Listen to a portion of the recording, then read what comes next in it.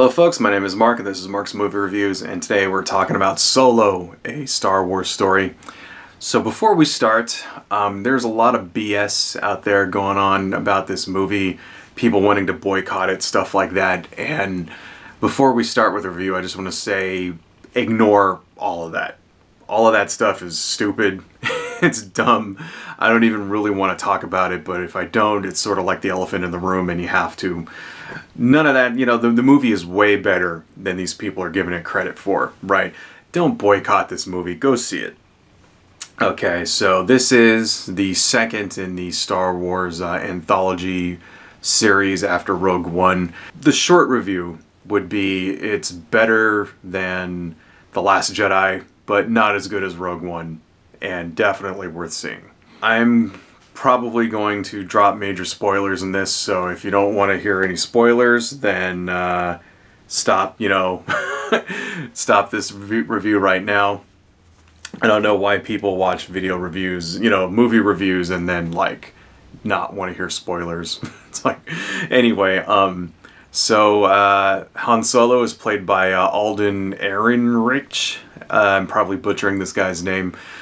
He was in Hail Caesar and a bunch of other movies I never saw. And, he plays the character really well. He's really, he really kind of captures that sort of young innocence, although the character of Han Solo was never really innocent, right?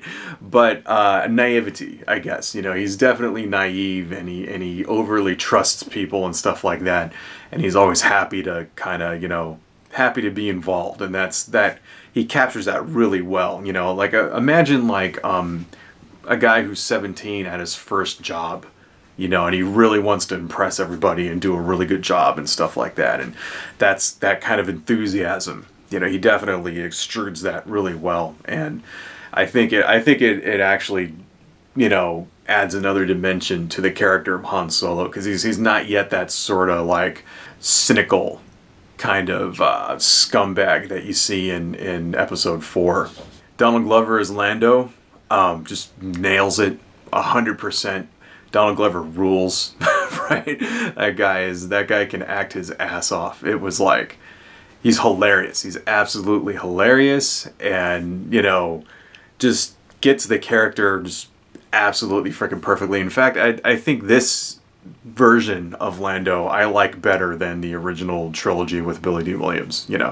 I'm straight out saying it. Donald Glover is the new Lando to me forever. Other characters, Emilia Clarke is Kira. Her character doesn't really get much to do really beyond bust out a couple of karate moves here and there, although there is a pretty big spoiler at the end, which I'll reveal later. But they're setting her up for a sequel for sure. The last major character is Woody Harrelson, plays Beckett. He's sort of like Han Solo's older mentor kind of guy that sort of gets him into the business, gets him into the life of being a smuggler and shit like that, and being a mercenary. And he nails it pretty well. Woody Harrelson's a really good actor, besides the point. So he took a very, very well written character and did an excellent job. So there's a couple of other elements in there. There's a CG character and a droid, and of course Chewbacca. Actually, Chewbacca gets a little bit of development here too. I mean, if you really think about it, in the other Star Wars movies, Chewbacca just is sort of there, like that, and growls, and you don't really explore who Chewbacca is. I mean, I guess that's kind of hard with a character that can't talk, right? But in this one, they actually do, which is kind of cool. So it's good to see Chewbacca get some love. There is a few problems with the movie. I mean, it's, there's for example, there's a CG character that's this little bug dude with 4 arms. Kind of looks like to me, he kind of looks like a naked mole rat sort of, right? And the way that the CG character, he's the only real pure CG character in the movie, screamed Rocket Raccoon to me. The minute I saw him and I heard the voice and how that, how he was the pilot and shit like that, and it's Rocket Raccoon. And, I guess that could be forgiven a little bit. It's like, it's not derivative of Guardians of the Galaxy. I mean, if you want to say anything, you could say that Guardians of the Galaxy is derivative of Star Wars, right? And actually, this character, this CG guy is a little more than just your sort of fill-in, like, cute character for the kids. He actually has a major part to play. One more that bears mentioning is L337, right? Which is a droid that is Lando's co-pilot, and is sort of screaming for like droid rights, which is kind of funny. I think they pushed it a little far, but I thought that was a really good idea. Like, because there was a droids comic book series back in the 90s put out by Dark Horse, where they sort of explore that theme, like there's like a droid revolution, and they sort of borrow that storyline a little bit for this movie, and I thought that was pretty funny. Past this point, there's going to be spoilers, so if you don't want to see any spoilers, turn off the video now. The movie is very, not as grandiose, I guess. The plot is not as grandiose as your usual Star Wars film, we're not like battling evil, good versus evil for the fate of the universe and planets blowing up and stuff like that.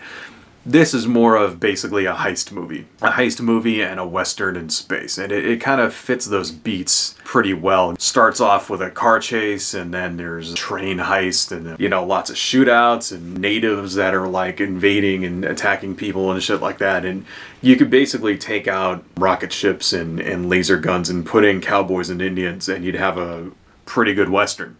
Right.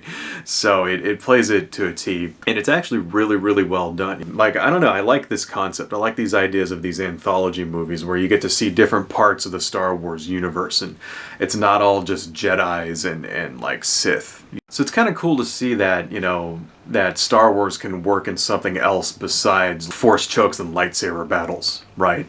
Although it seemed like they really, really, really wanted to put a lightsaber battle in there.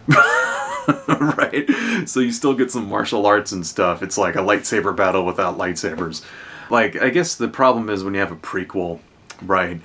Whenever you see a character that is not in the later movies, that character is either going to die or disappear someplace. And that's kind of what happens here. Han's mentor dies, L337 dies, right? The little fucking little bug dude, the Rocket Raccoon stand-in, he dies, and you're just sort of like, they all get killed off one by one, right? And you're just like, it kind of sucks, but it's also somewhat predictable because none of these people show up in, episode 7 or whatever.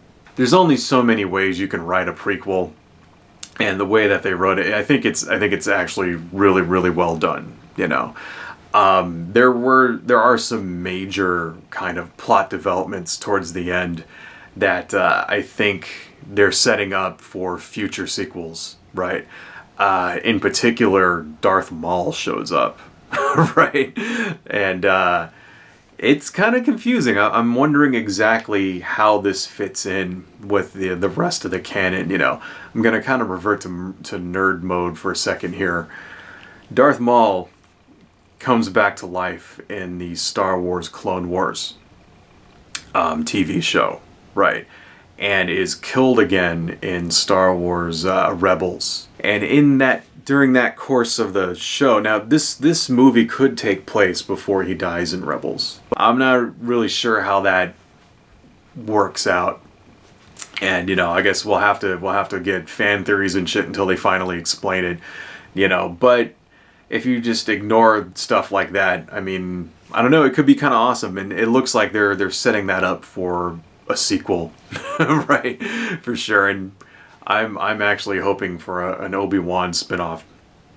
But anyway, getting back to this movie, it's much, much better than all of the BS that you're hearing out there on the internet over, people are boycotting this because of, because the fucking SJWs are taking over Star Wars and blah, blah, blah, blah, blah. Who cares? Who cares about all of that?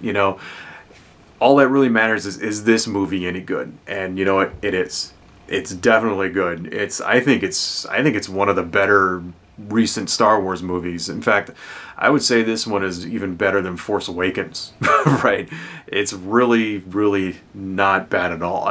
On a 3 to 5 scale, I would give it 3.5. Maybe even 4. Right? So, yeah, uh, don't listen to the haters. Go see it while you can. Adios, folks.